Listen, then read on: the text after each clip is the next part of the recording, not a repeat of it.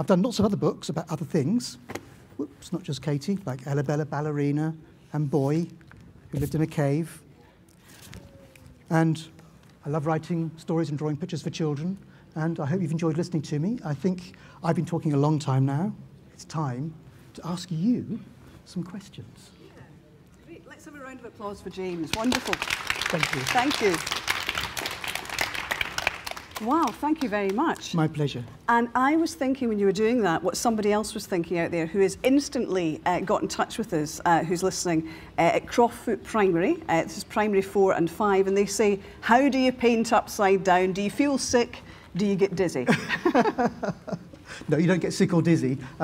You get cross-eyed, I would say. It's hard, it is hard, and some pictures go better than others. It's always a bit of a gamble. I think that's the thing about art. One of the things you have to do, I think, when you're writing stories and you're doing paintings, is you have to take a bit of a risk. Mm-hmm. You have to try it. It's no good saying, oh, I can't do that, I'm scared. You have to just give it a go. I think we should all try, and you watching on computers, I think you should all go away and try upside-down painting. That would be a good thing to do. Are you going to do it? Yeah. I'm going to do it when I get home. Give it a try? The teachers are nodding as well. Yeah. How hard can it be? Exactly.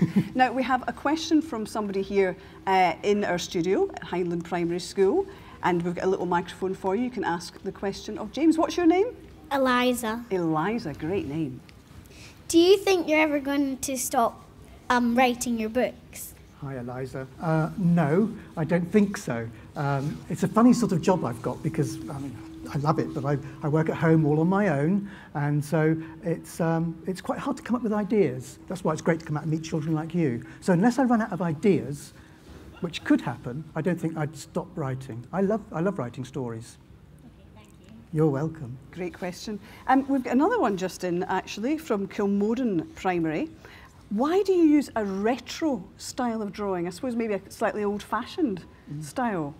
Well, I think there are several reasons. With the Katie books in particular, when I'm doing the stories where Katie climbs into different paintings, the scenes in the gallery have to be quite boring and old-fashioned and not very exciting and modern-looking, because if it was exciting and modern-looking, you wouldn't really notice the beautiful paintings by Monet, and they're the bits that I want to look really exciting. So I keep this bit quite quiet. That's why. Also with the Ella Bella books, they're sort of done in a slightly old-fashioned way because I just love old-fashioned books. I love the way books were made many years ago.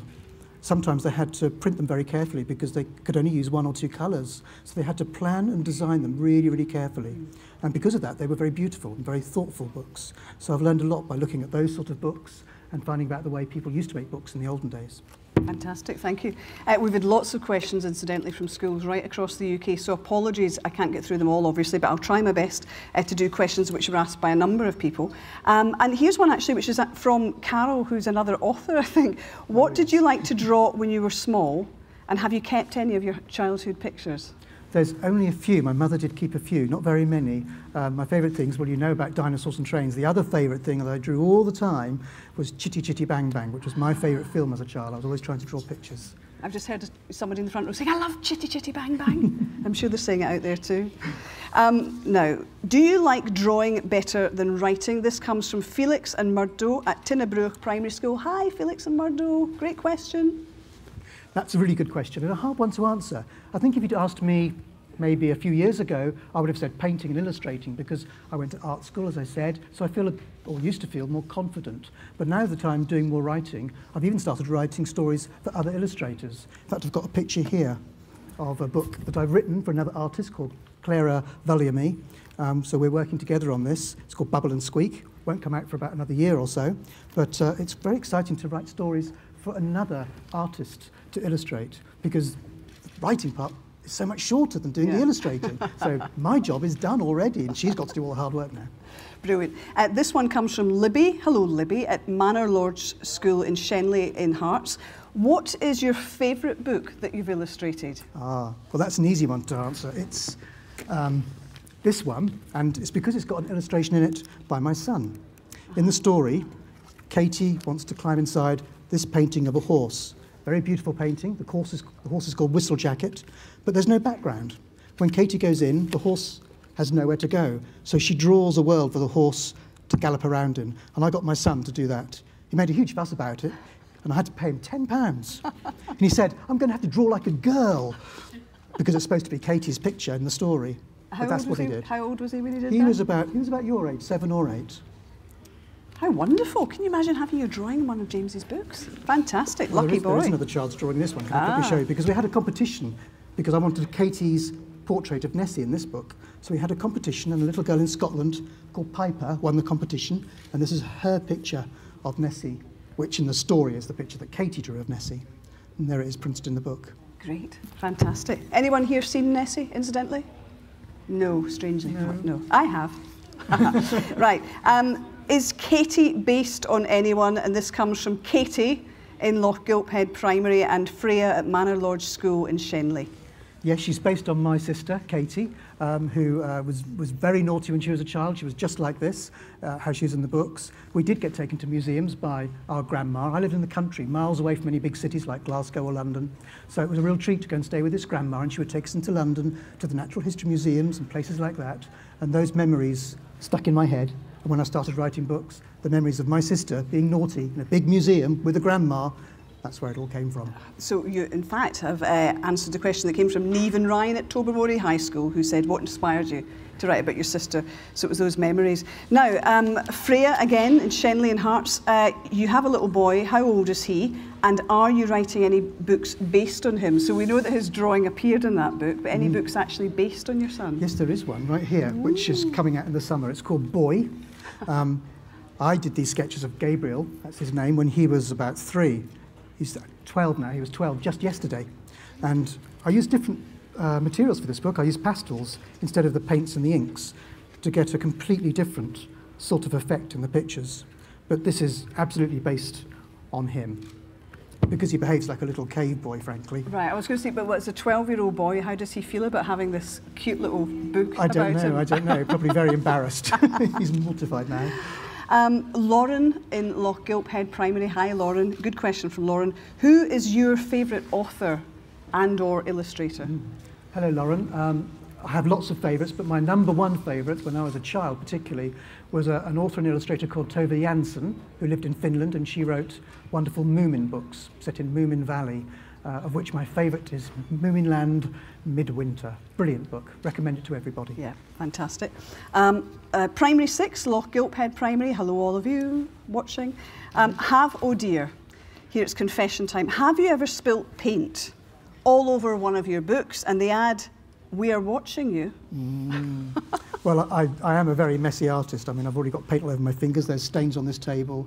I do spill a lot of paint, and sometimes on purpose, because once I got very angry with a picture that wasn't going right, and I didn't know how I was going to make it right, so I got a great big pot of paint, and I just tipped it all over the picture and ruined it completely, which was kind of satisfying in a strange way. But we don't encourage you to do that. No. But I knew then that I couldn't do anything with that picture. I'd have to start again, so I just started again. I see, right.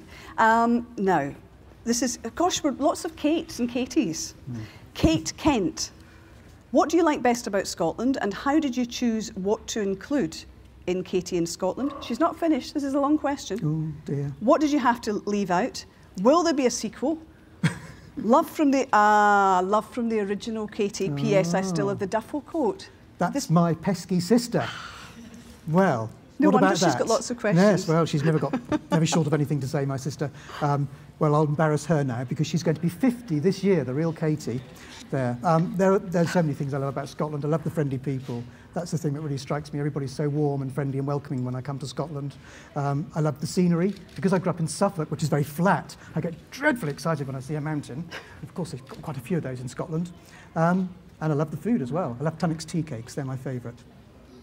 Other tea cakes are available? Yes, absolutely, absolutely. As for things I've left out, or it's so hard to say that. It was very hard because the book is only 30 pages long, and I would have loved to have got more of Scotland crammed into it. I would love to have done perhaps some of the far-flung islands, the Hebrides, that sort of part of Scotland, but it just wasn't humanly possible to squeeze them into a 30-page book. Maybe a further island series Yes, could be maybe they forthcoming. could be, maybe. I think we've got time for a final question. Funnily enough, from Tobermory Primary on the Isle of Mull. Perfect. That wasn't intentional.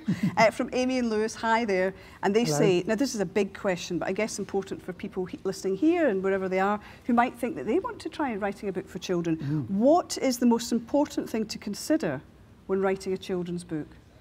Well, obviously the children, and I think that is very important because sometimes you get children's books which are full of jokes which only adults get, and children want to be able to understand the joke in a book. So I think the most important thing is to hold on to your memories of the things that happened to you when you're little and use those in your stories, because that's what I've done. Most of the things I do come from memories of when I was little or from working with children like you. Fantastic.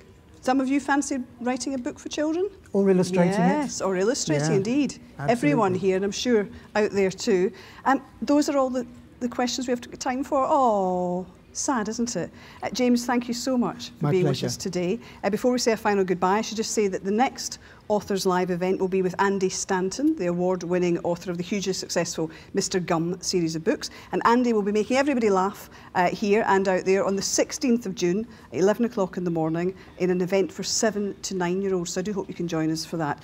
Finally, don't forget you can watch this event, as well as all the previous ones, on the BBC Scotland Learning and the Scottish Book Trust websites. Keep an eye out also on the Scottish Book Trust website for more updates and everything. So we'll see you all soon. And everybody here and out there, a huge cheering thank you. Thank you. For James Mayhew. Thank you very much. Thank you. Thank you. Thank you.